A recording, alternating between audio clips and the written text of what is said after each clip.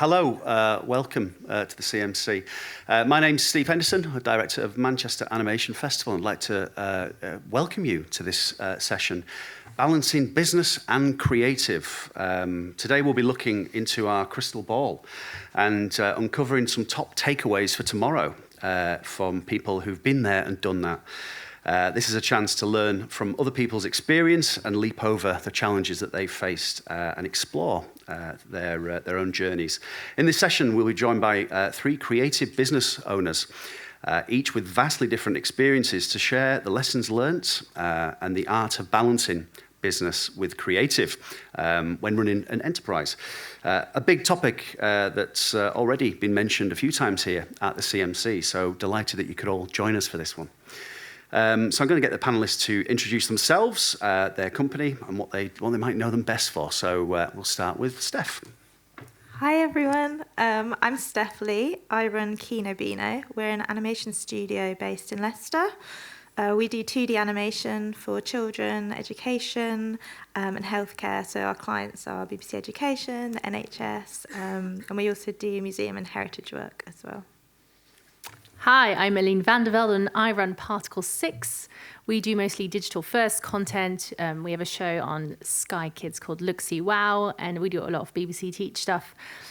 And anything that is likely to be optimized using AI is what we really specialize in. Hey, hello, I'm Michael Shields. I'm a member of the team that brings Bing to the screen. Within that production, I work on the writing team and I also voice direct. And I'm one of the leadership team in Akamar Films. Fantastic. Can I have a welcoming round of applause for our panelists, please? Thank you. So the session today, we're gonna couch it with some questions for our panelists, but they'll also be pre-answered by some very special video guests that we've got joining us. So we'll start with the first video, shall we?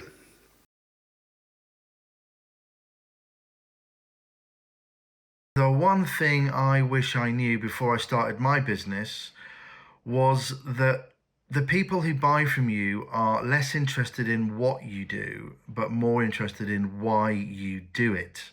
So be really clear about your vision and your values for your company and ensure you communicate that effectively through your marketing, through your website, and all the conversations that you have with people out in the industry. If you do that correctly, what happens is that you attract the right kind of people to your organization in the first place. But more importantly, we found that what it does is it provides you with the sort of work that you really want to do. I wish I'd known before I started business how much patience I'd need. It's a slow business. It takes time to build a team, to build IP, and to develop and sell your ideas. So you need to be financed. So patience. I wish I'd known before setting up my own business that I'd spend so much time on legal and finance issues. The one thing I wish I knew before I set up my business was how much it would own me. You have to keep feeding the beast, especially when you work on your own. So having a holiday is pretty rare. The one thing I wish I knew before starting the company was to regularly take a step back and look at the bigger picture. Sometimes it's really easy to get caught in the day-to-day details and lose sight of the long-term plan.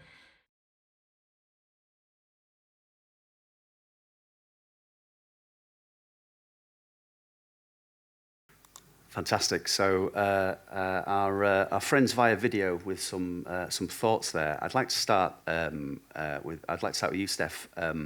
What did you wish you knew before you set up your own business? I think when I first started, I wanted to do everything, and I had to learn the hard way how to step back and kind of find the support I need. So just because I am able to do it doesn't mean I should do it. So yeah, whatever that is, from like finance, accounting, or producing, just getting in the right people. Fantastic. Oh, so many things, but I think it's also great not to know anything, because otherwise you don't throw yourself at it. But I got some great advice today, actually, which is when you have a hit, double down on it. And, that's also excellent. So, yeah.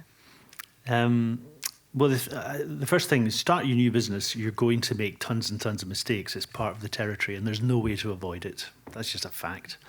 I started a business with some friends after leaving the BBC. I had a successful time at the BBC, and we were all enthralled by projects, by creativity, by scripts, and by development.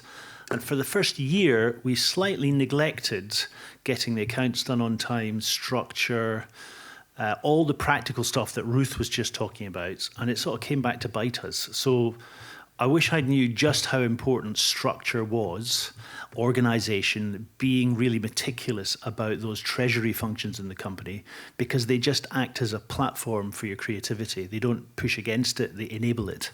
And I think that we learned some of that the hard way, and now we're absolutely meticulous about all of it.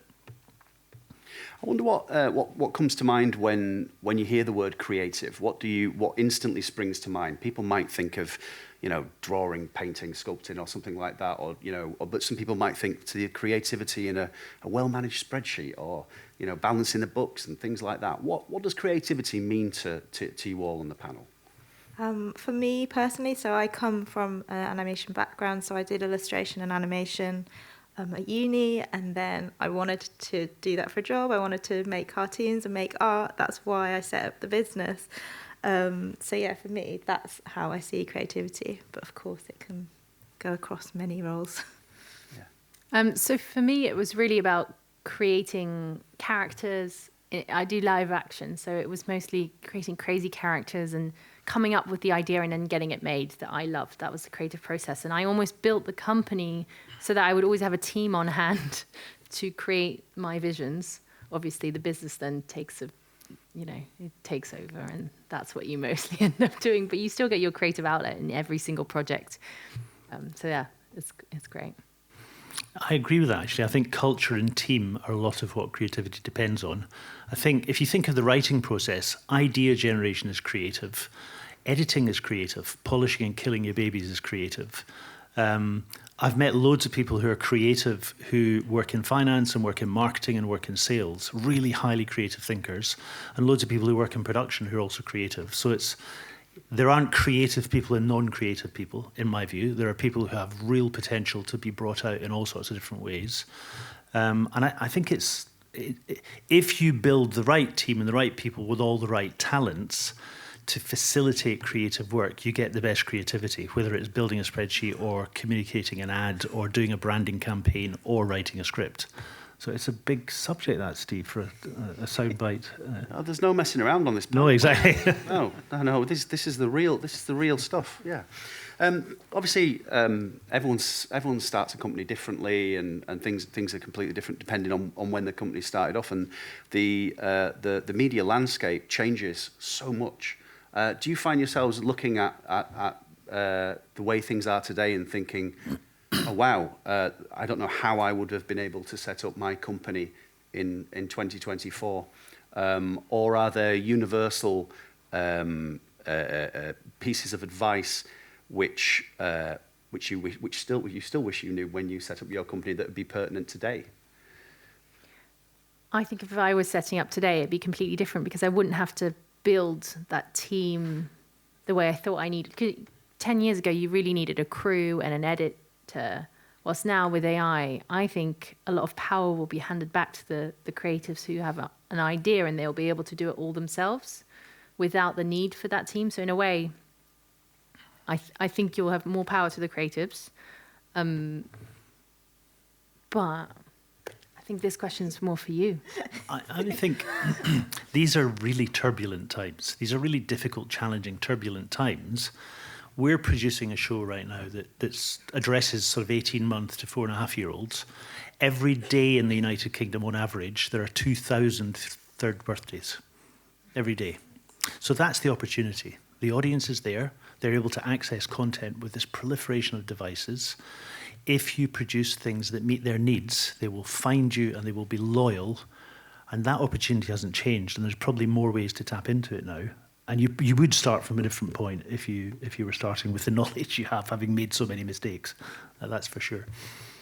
Can I just add, I think even maybe when I started my business, so I started Kino Bino in 2016, but I was freelancing before that, it was a lot easier and more accessible to set up a business than, I don't know, maybe 20 years before. Is that the same for you as well, Eileen? Sorry. just because you can make your content and get it straight out on YouTube or wherever, whereas before there would have been extra barriers. And, it's easier now to set up your own website. You can kind of do all that stuff at home. So that's more on the business side rather than the creative side. Fantastic. We'll head on to the next big question. You thought that one was big, Michael. Here we go. Let's go. Things are always changing. They never stand still, whether it's technology, platforms, clients, market conditions. You need to remain really open-minded and agile because you never know what's around the corner. And when you get used to one thing, you need to expect that at some point soon, it's going to change again. I wish I knew before I started working in the media industry that you're only as good as your last production. The thing I wish I knew before I started working in the media industry was that not every role will be creative, and to run your own business means taking on some boring roles that you never set out to do in the first place. I wish I knew when starting Blue Zoo how important it is to really build your business network, get out and meet people and find out who the key players are and really build up great trusting business relationships with as many people as possible. So we lots more experienced people there who've been in the industry a long time. But Steph, was there a time when, or has there been a time that you feel like you're a part of the industry? I mean, there's imposter syndrome's an issue, and no one gets like a membership pack through the post to say, congratulations, you're a part of the media industry. So do you feel like you're part of the industry, and when did that kick in, if it did? I'm not even sure if it's fully kicked in yet, even though I'm sitting up here. I think because of how I came into it, so I was freelancing as an artist and then I set up a business, so I didn't have any in-studio experience. So for me, that imposter syndrome is really real, but we are still making content for children and it is online. They're watching it, so that's great. So I guess I am in it, in the industry. Sorry, what else did you say? That was it. You answered it perfectly, yeah. But the main question is what you wish you knew before you started working in the children's media industry. It was just the importance of like coming to events like this and meeting other people and just building relationships. Like I think it was Tom Box just said, because you never know like what connection could lead to what work, and also it's just nice to have a lovely, friendly industry and everyone sharing ideas and knowledge. Yeah. Yeah, I completely agree with Tom as well. Like that, I didn't realise that all these conferences were happening for like the first 6 years of me running the business, and so it was only when I joined the Packed Future 30 that we got a free pass to go to MIT TV. And then I realised that this goes on. And I was like, what? And it just was a huge eye-opener. And then I understood sort of what happens to our shows when we deliver them to the BBC and who gets to see them and the whole, how it all works. Like it took me such a long time to get my head around it. And especially children's is so friendly and everyone's so open. I think it's probably the best out of all of the... So you were playing on hard mode? Not going to any events or meeting anybody? I just had no idea. But also, how would I have found out? Like, I know that some of our stuff was being shown and spoken about at CMC, but I didn't really know what CMC was, and nobody explained it to me. So it only... it took a long time. It was Alison Warner, I think only last year or 2 years ago, who said, you should be going. There you go, Alison. She listened. Yeah. I do like advice. I take it very seriously. Michael. Hands up in the room, anybody who's ever felt any imposter syndrome about their job in the media industry. Right, look around. Right. So the thing I wish I knew, which is a personal thing I'm going to try and get right, is I really wish I knew that I had something to contribute. Because when I first joined the industry, I was absolutely crippled with anxiety. And I found it really, really difficult. I got a very big job in the BBC in the first year. I had global responsibility for investment into all children's programmes across the BBC and all of its channels. And I lived in a state of permanent terror for about 5 years. And I'm now in my 60s, I'm running a company. It hasn't gone away, it's still there. There are still days where I feel completely overfaced by the challenges. But here's what I want to say about it, which is, if you're feeling that, you're human and your emotions are working properly. Now, if you fast forward a few years in the industry, I can look back now, I can look on loads of amazing projects and amazing creative teams that wouldn't have been funded and wouldn't have happened without my direct graft and work. But I can look to something else that's a bit more delicate and valuable, which is, you're there at 10 o'clock at night, you're writing a script. You're in a booth voice directing an 8-year-old. The thing that elevates your work, the thing that makes your work truly world class, is your ability to emotionally relate to it and feel your feelings and be sensitive to what's passing before you. So this isn't a problem, it's not a mistake, there's nothing wrong with you. It is a really important part of what we all bring to doing this. I wish I'd known that 35 years ago, because it would have been a bit easier, I can tell you, on quite a few days, nights, evenings, mornings, meetings. That.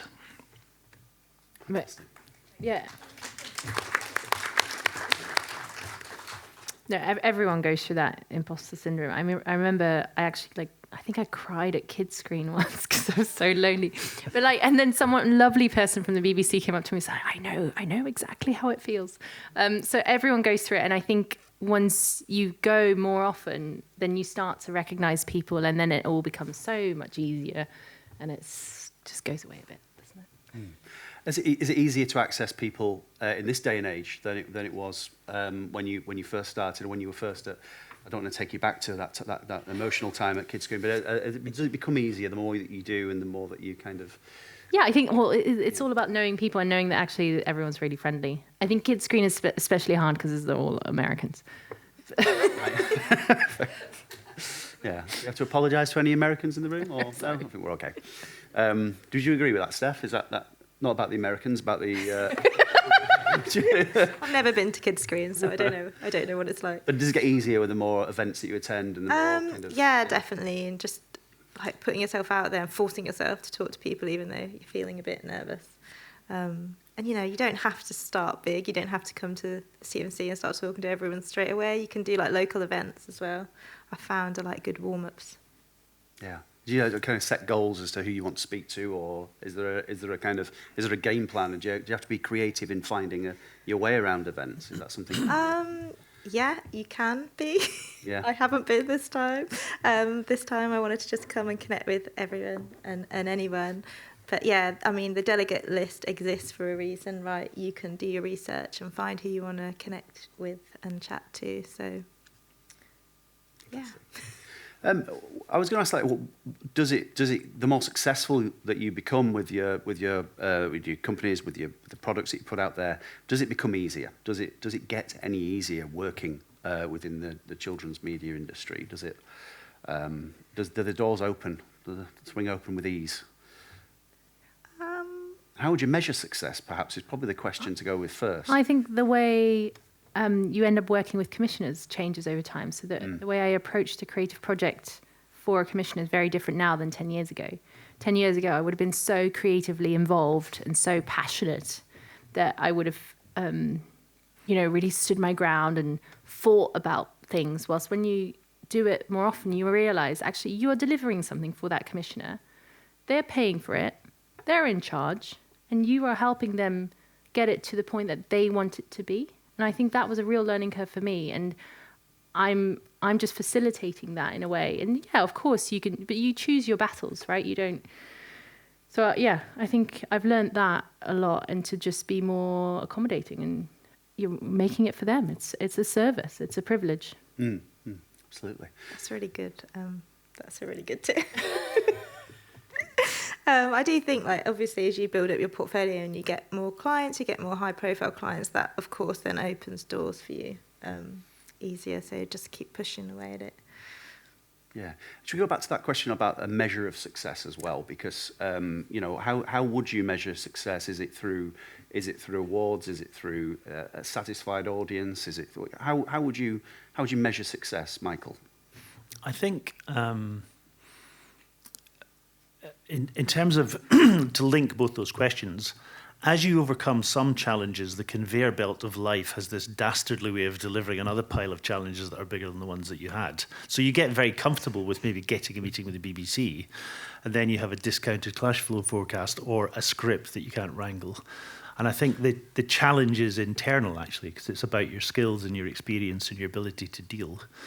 For me, if you look at what we do at Akamar, we sort of, we develop, produce, write, distribute. We're in broadcast, digital media, cinema, theatre. We do everything that Disney does with no people, basically. I think if you reduce all that complexity to one meaning, one measure of success, it's our relationship with the audience. So if we do a stage show, do they love it? If we produce another story, does it really resonate with them? And there now, thankfully, with so many digital media available to us, we can really measure that. We have 500,000 people following on social, they tell you. So I think it really becomes about service to the audience, providing something meaningful to the audience, whether it's a book or a stage show or a piece of digital content or an app. That's the hallmark. I think everything else comes second. Yeah, well, talking about that kind of the audience and digital and being able to go in front of the audience immediately, is that a measure of success, would you see as well? Aline, would you agree with that? Yeah, I think it's all about the audience. So, yeah, we measure it in views or comments or positivity around it. Yeah, absolutely. I think that's all that matters in the end. And is that obviously a completely different way to that's come about in recent years? Is that, well, I say recent years, but in a kind of a more modern times, that you can get a direct response from the audience given the different platforms that you use now, as opposed to when things went out for broadcast, there might have been less data. I suppose everyone's a bit more data-driven nowadays. Does that kind of help you measure the success that you've received? Yeah, I think it's much easier to adapt and measure and learn from your mistakes as well when something's online versus when something is on a broadcaster's online platform, because you can't see it directly, right? We don't get the data in the same way, or comments like we would do on YouTube. And I think, we always learn so much, especially on YouTube, from like, where do people stop watching it? Where do people rewind it and watch it again? Like, what are people saying about the program? There's so much knowledge that you can gain from that you can then work into your next bit of content. And I think I'd love to work more with the data of the broadcasters in order to, we're all about optimizing, right? And the content can be optimized so much further if we have access to some of that data. Does that guide the creativity, though? Does that take away some of the creativity if you're following particular trends or particular kind of avenues that might? I think it guides it. I think it enhances it, because we all are inspired by things that are doing well, whether it's a newspaper article we see, or so it could be a comment that we see that guides us into our next inspiration. Or it could be, the fact that, this bit at 26 seconds, they keep rewinding it. Or kids really love it when the person falls down. Or, it all can guide you and inspire you for the next bit of creativity. But it's not restrictive in any particular way or anything. It's not. I personally don't see that. I think there's a strong argument that 10 or 15 years ago, the big platforms, particularly the linear platforms, really lacked accountability, particularly with children's media, because the old BARB measurement systems were so imperfect. They didn't really give us any decent information on anything. So now with just simply the iPlayer and YouTube, my God, we know so much. But nobody's forcing a young child to press a button and view something. So you get immediate feedback as to whether you're really serving the needs of the audience or not. That holds you accountable as a writer, director, producer. It also holds the platform accountable. I think that's that's been uncomfortable. The transition has been painful. I think it's a really good thing to empower audiences and to give them the apparatus to feedback directly. What I still think is really interesting is comments over views, because views are so dependent on the seeding of it. So whether something goes out or is promoted at a certain time, whilst comments, say only 12 people watch your program, but if 12 out of 12 react positively to it or have a really positive thing to say about it, that's actually a much better result than having 1,200 views, but actually, only 20% enjoyed it, So that to me is much more of a measure of success. So not awards. I mean, I'm sure we've all had awards like, Yeah. yeah, great. But I think it's such a small jury of people. Especially when you get to somebody was recently explaining to me about how the system works to win an Emmy. Like that's a whole campaign you have to do. It's hilarious. It's a whole other beast, Another job. It's another job. Another hat to wear. Fantastic. So we'll move on to the next question. I'll let the people answer it.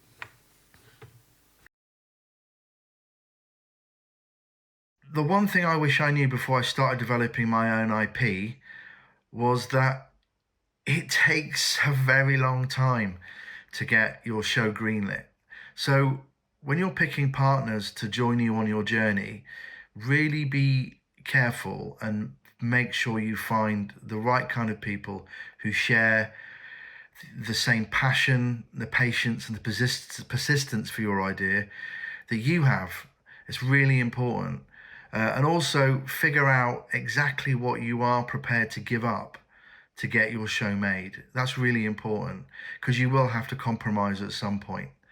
But yeah, pick really passionate partners because it's a long journey. The one thing I wish I knew before I started developing my own IP was that no single idea is the one. It might seem like it at the time, but best not to put all your eggs in one small basket.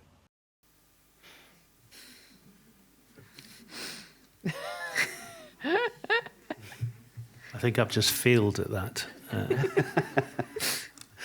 Fantastic. Sorry, Billy.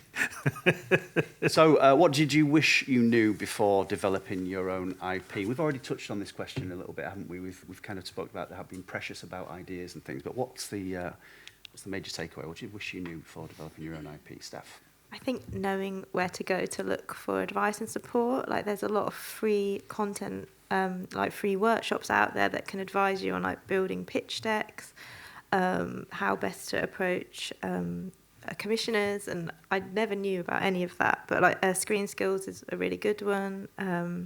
Animated Women UK, I've done workshops with them before. So yeah, there's a lot of stuff out there. So go out and look for it. I have a bit of a strange approach to IP. I'm very Nike about it. I'm like, just do it. Just whatever you do, just get it done. Don't wait for permission from a commissioner to get it done. Like there are enough tools out there that you can go and make it however you want it.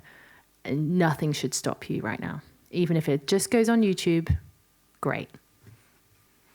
No, I think that's very refreshing. Actually. I think I could do with a bit of that. I think we work in a project that's for the very young part of the audience. And I think now I understand a huge amount about children's cognition and the developmental stages that children go through. You know, they arrive at 9 months and they're able immediately to stop babbling when somebody's speaking to them and then start again. They can have a conversation after 2 weeks. 6 months, words are coming. 12 months, 3 or 4 words. 18 months, beginnings of sentences. 24 months, compound sentences. 3, almost mastery with lots of spillage, right? That process is basically a cipher for their brain development and their personality development. I know a lot about that now. It would have been great to have done the research and fully absorb it all 15 years ago before we'd started this project.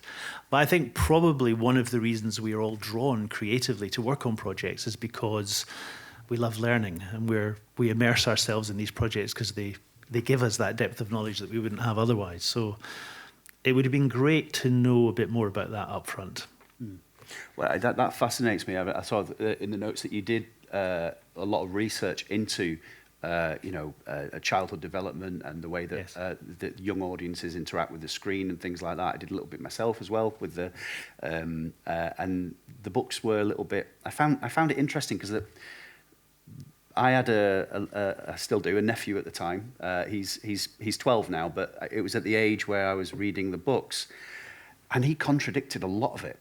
And that was wonderful seeing like, oh, he's cleverer than this professor says he should be. You know, it's fascinating. How did you find that kind of journey in that research journey, and how did you apply that to your own creative kind of output? I think it just comes from being focused on the audience. Whoever said on the screen it takes a long time, we did 4 different pilots for Bing. It took us 7 years. We self-funded them. Somebody infringed our trademark in the middle of it. We had to sue them for 2 years, right? Mortgages and rented flats, Billy. I'm telling you, it was painful.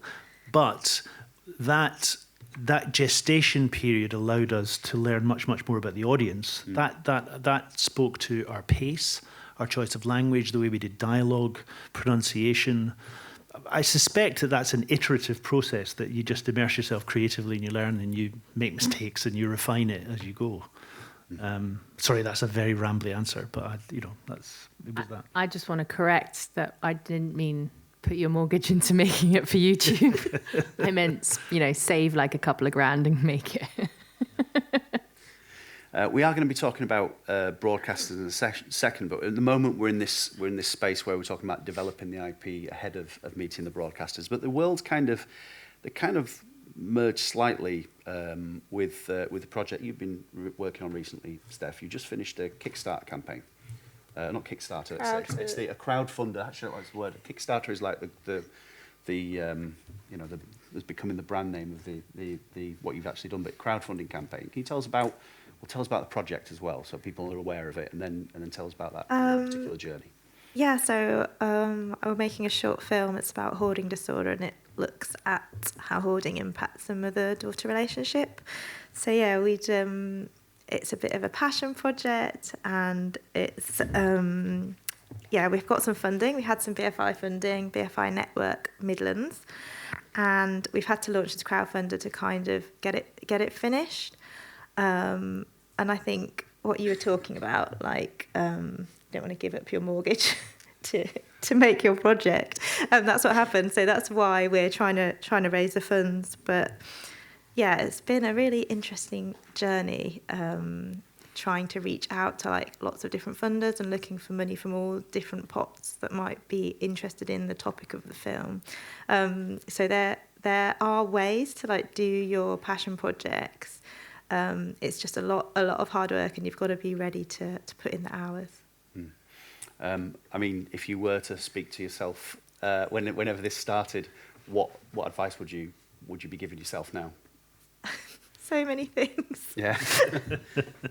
Oh gosh, I guess like really assessing it from the beginning. Oh, sorry, that was my phone. Really assessing it from the beginning, like who might be interested in the project. I think because we've had to start crowdfunding halfway through, it's been a bit of a journey for us. But if you've got an idea and you think there's an audience for it and you think people will love it and want to get behind it, then find out who those people are first, and then start the crowdfunding project. Is there a kind of familiar kind of territory, or the complete opposite, saying just get it onto YouTube? Is that? Yeah, I mean, that's maybe just to fulfill myself creatively, because there's nothing worse than just having something sit on a page and not being made. So I used to just go out there with a camera and make it and put it out. But that's because we were doing live action. But even in animation, you can do quite a lot now. And so, I mean, that's how I got my first commissions. I made stuff on YouTube, and it got picked up by the BBC. BBC 3 at the time, and I got 5 commissions off the back of the little shows that I'd been doing online.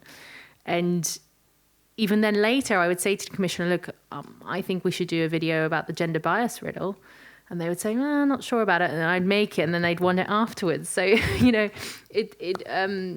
think that's the best way to prove it in this day and age, is to just go and make it and prove to yourself and to everybody that you can do it.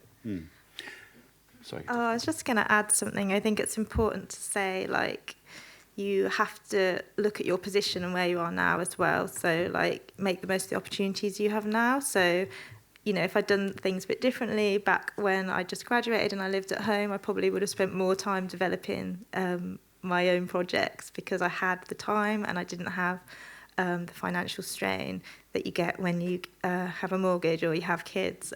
So, yeah, I think I just want to make that clear to everyone that, everyone's different and everyone has their privileges, and it's good to recognise them, because not everyone's journey is going to be the same. Absolutely. Yeah. Michael nodding away there. Yeah, no, I agree with that.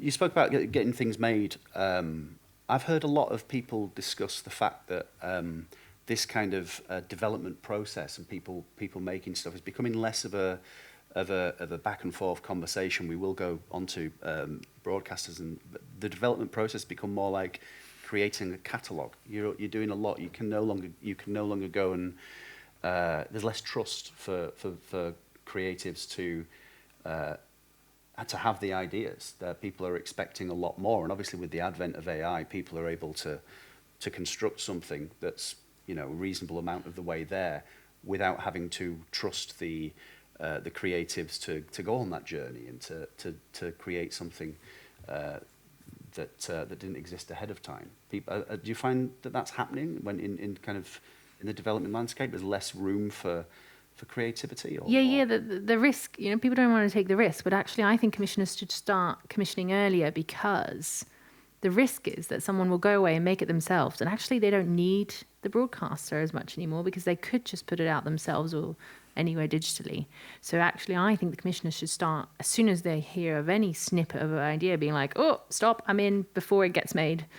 That's what I would start doing it, because what happens now is a lot of people create IP, they have a big podcast or anything, and then it will cost the broadcaster much more. Obviously it's a more proven case, so that's why they're in then, because it's proven and it's got views and it shows it's working, but then it costs them more to then acquire it later. Fantastic. Right. Okay. So on to the final question. So we've obviously got a lot of questions to our video guests and to our panelists, but you'll have an opportunity to ask your own questions as well. So if you can keep those in mind, there will be a roving mic at the end of this session. I look forward to hearing everybody's questions as well. So the final round of questions.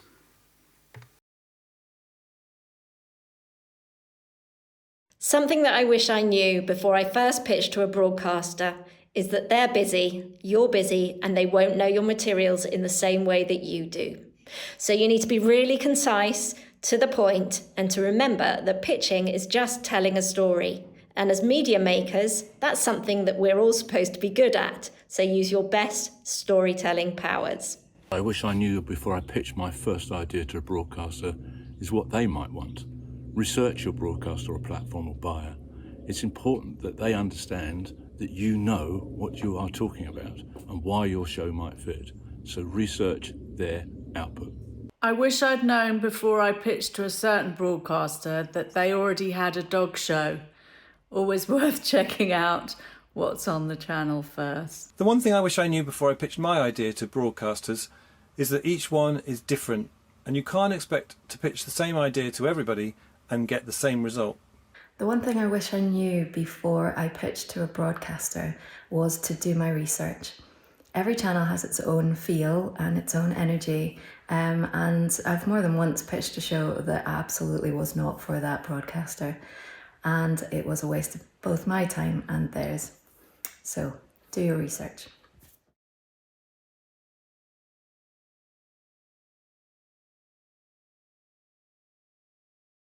Fantastic. So, what you wish you knew before you pitch your idea to broadcasters? There was a lot there to unpack. When you've left a pitch, what were the things that kind of that go through your mind, Michael? What was the? Well, I mean, you could see it from these contributions. I agree with Nigel wholeheartedly. Know their bloody schedule. Know what their hits are. Know what they're been successful with. Know what their time slots are. That's so easy. That's just preparation 101. Know who you're pitching to. So I won't talk about that. The one thing I would say about being a broadcaster, because I've worked in the BBC and I've worked in various different independent guises, is, and this might sound a bit schmaltzy, I really don't mean it this way, is be compassionate. These are people. And if you work in a broadcaster right now, you've seen your linear audience decline by 60% over the last 5 or 6 years. You're being attacked by the government if you're a public service broadcaster. Your budgets have been slashed. You've probably just lost a whole load of colleagues right now. And you don't have the slots to commission another dozen shows this year. You're probably constrained to pick up one or two, and you're going in there to hope that the one or two includes your show. The stakes for you couldn't be higher, but they're if you think from the outside that broadcasters are just these very privileged people that swan around travelling in the world and aren't under pressure, it really isn't true. These are challenging, tough jobs. They're politically complex. Their budgets are constrained.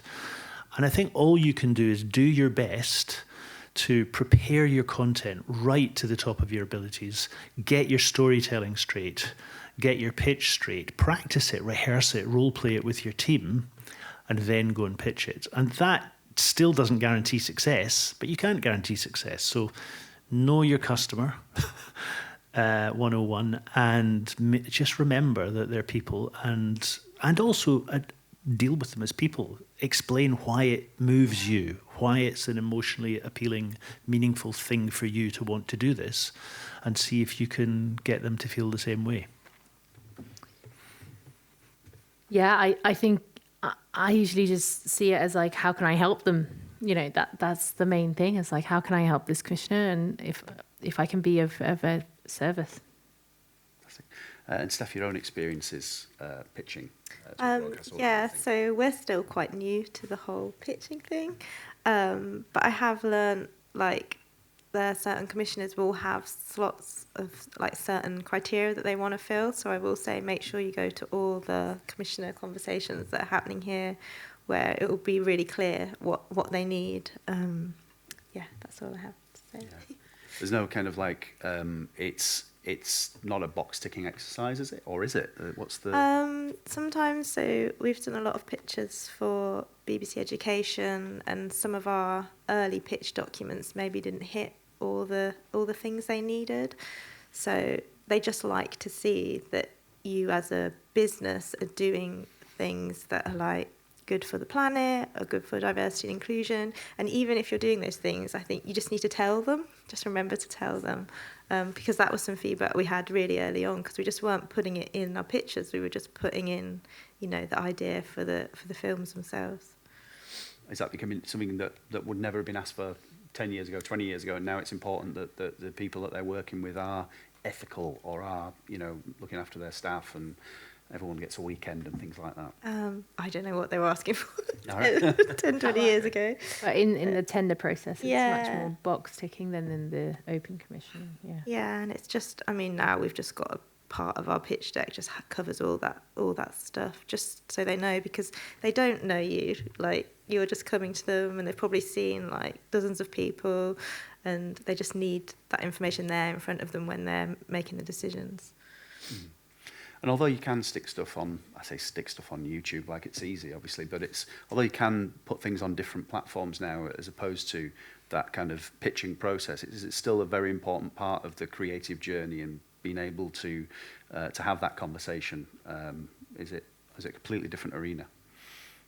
Well, it's a completely different thing. If you want money to make something, then you need to jump through the hoops to get the money.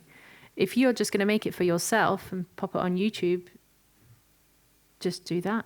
Like, they're completely different things. And I understand that if you're going to get money from a broadcaster or a commissioner to make a program, I think it's totally fair enough to have to jump through the hoops and abide by the rules. Yeah. And are there other ways of finding out what broadcasters want? Besides attending events, like the brilliant commissioner conversations at the CMC, are there other ways of finding out what they want? Michael, you're nodding your head there. Before you answer, sorry, just to remind people, we're going to go to audience questions afterwards, so you could put your hands nice and high. I think the commissioner sessions here are really valuable, because you get to hear the people, using their words, telling you what they think they want and where the gaps are. Also, talk to your friends. Because if somebody else saw one of the commissioners and one of the broadcasters the other day, they'll know how that conversation went. And I think network is important, and not in a kind of ferocious way, but just talk to people about their experiences in the industry. And I think the box ticking exercises for putting commissions in are the first stage in a slightly clerical part of the process. At the end of the day, I think people, they start sceptically, with a whole load of slightly hard-edged questions. Then if you get them beyond that, you get them to interest. They're not really going to buy it yet or commission it.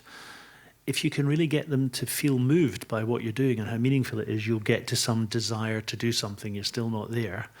And then you have to close a deal. And there's a process there. And we're always very respectful of skeptical questions at the beginning, because that's how people go through their own process of emotionally attaching to your project. And it's a process. That's how it goes. Fantastic. Do we have any audience questions here? Right at the front there. Okay, Neil Hatton from UK Screen Alliance. Just coming back to the title of this session, Balancing Business and Creative. It seems to me that there is this part of the industry is very much full of proprietorial businesses rather than entrepreneurial businesses. My question is about entrepreneurship. And if you go back to the time pre the terms of trade, it was mentioned on one of the slides, it was very much a cottage industry. All of, not just children's and animation, but the TV industry in general was a cottage industry. And if you remember, in the mid-90s, there used to be a TV show called Troubleshooter, which had John Harvey-Jones, the former chairman of ICI, looking at family businesses and their problems. And he was persuaded at the Edinburgh TV Festival to do a troubleshooter on the independent sector. And he said, you're just proprietorial lifestyle businesses. You're not entrepreneurs. Now, the terms of trade changed that, and a number of companies did become very entrepreneurial. So what do you consider is the difference between proprietorial lifestyle businesses and entrepreneurship, and how do you make that transition? Yeah, I mean, this is... who's it for, the question, before I answer it? So I think this is a really, really valid point. And it's still difficult, even though there's terms of trade, because small businesses want to transition from that lifestyle business to that entrepreneurship business. But that transition is really, really difficult still, because a small business in this industry will start with BBC Teach, which is exactly what we did. You get none of that terms of trade with BBC Teach or BBC Education, right? Because it's all rights, worldwide perpetuity. BBC Three used to be very similar. Actually, no, that's not true. You could export your IP with BBC Three. So it's to make that transition, that terms of trade is hugely important. And it's only once you can separate yourself from BBC Education, which is an excellent ground to start as a production company. And then you have to sort of graduate from there to CBBC, which is a difficult transition to make, graduate to Sky Kids, graduate to any other channel in order to become that entrepreneurial company. That is still the case. And it's a hugely, we've been going through that in the past decade. It's very difficult. Pact Future 30, Creative UK Female Founders, all those schemes have really helped, but it is still very, very difficult to become sort of established as a producer in the industry that you can go to a commissioner and get a commission direct. Yeah. The tender process is easier. Yeah, I think I'll agree, because we're still kind of in the early stages and that, like, looking at growth and how we can grow. And like, there are a lot of programs out there for growth. So I was part of the Female Founders program, which looked at how we could develop our own IP. But it is really hard, because it's like you start kind of as a really passionate freelancer and creative, and you want to make your stuff. Then suddenly you've got a business. And then to make the stuff you really want to make, you need to grow. And I just think, yeah, we've actually got the perfect lineup here, because I used to be in Steph's position. I recently got the BFI Global Screen Fund, which is another great launch platform to get you to that next stage. And Sky did a tender last year with us, which is brilliant for us to get our foot in the door, and that had the terms of trade. So there are the opportunities, but it's just, and then you get to this stage. I think it's a really interesting question. To define the question a little and then answer it, if I'm getting this right, a proprietor-driven business will be a business that produces enough income to pay a salary and perhaps just about break even or make a profit for a small team of people who want to do creative work of a particular type. An entrepreneurial business, I think we're probably closer to this. We've got shareholders, we've got a board with industry heavyweights, we're a multi-million-pound business, we're in 130 territories, we're in production, we're in distribution, we're in digital, we're in licensing, and we've created an asset that's very valuable because it's a global hit. That, I think, how do you get to that? I think you bring experience, you back the right projects, you make sure your financial and legal structuring is long-term enough in its thinking to support that growth. And then you graft like nothing on earth, and you attract really, really high quality talent to your creative teams, your distribution teams, to your board. And then on top of all of that, you need a bit of luck. You can't persuade yourself that it's because you're all brilliant. You need to be a bit lucky and have a project that catches light. And then if you're successful at that, presumably the capitalist model says, you know, we should buy other companies and become a global corporation. We sort of live long enough to do that. But I have to say, I don't think any one model is superior to the other. I think what Steph's doing is fantastic. What Alina's doing is fantastic. And I'm really proud of what we're doing. We're at different stages of evolution. We have different projects. We have different leadership. We've been doing it for longer. And they're all really credible contributions to the industry. And they all matter, actually. So I love John Harvey-Jones. I thought he was fantastic. But I don't think, as an industrial policy, every single production company needs to become a super indie for the industry to be thriving and successful. I think it needs a mixed economy. I think the microphone's wound its way over there. Then we'll go to Alison, who's still got a question. Yep, and then the back as well, please. So, over to you. I'll just check. Oh, yeah, it's on. So this question's to the whole panel. So I know, especially in children's media, research is incredibly important, and I just wanted to know,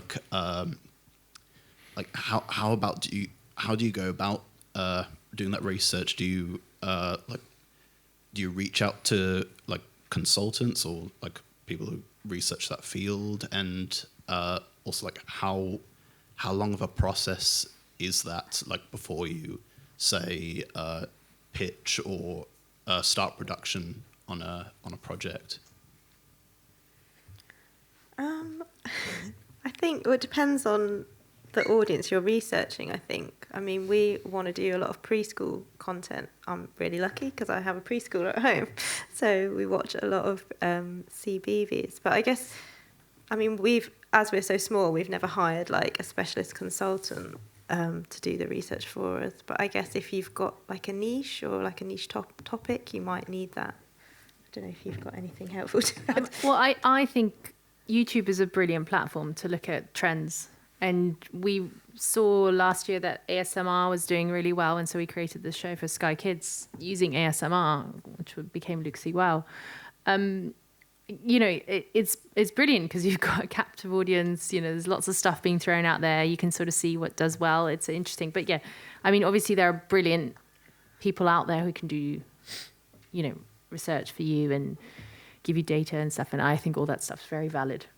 There used to be a sort of a sense that our American colleagues would research the life out of everything, and we were much more brave and talented, and we didn't have to do that. I'm talking 20 years ago. And actually, when we'd produced our third pilot of Bing, we did decide to research it. It was the first time I've ever done it. So we paid the money. We got two good companies, one in the UK and one in New York, and we researched it with 600 kids on both sides of the Atlantic. And it was absolutely fascinating, and we learned a lot from it. So I think this idea that data and creativity are oppose one another is rubbish. There's no information that can't help you elevate your creative sites. Some of the things we learned was that the pace of the show was too fast for the age range that we were targeting, because we were adults and we were producing it slightly too much for ourselves. We slowed it down, we changed the dialogue, we did quite a lot. So I had a very positive experience of it. And now it's on YouTube. We have nearly 1.5 million hours of viewing every day. And to go back to Alina's comments about the analysis, you can see when they rewind, stop, come back, where it tails off. So we get this amazing analytics engine that's such a privilege. I mean, God, we'd have loved that before. We found some really interesting stuff with the user testing for Luxie Wow, where we showed drone footage for the kids, and they hated it because they just didn't understand what it was. And I was like, that makes perfect sense. So we eliminated a lot of the drone footage. We'll try and get a few. If you can pop your hand up, Alison, just so I know where the microphone goes. Yeah, thank you. And then we'll go to the back for the final question.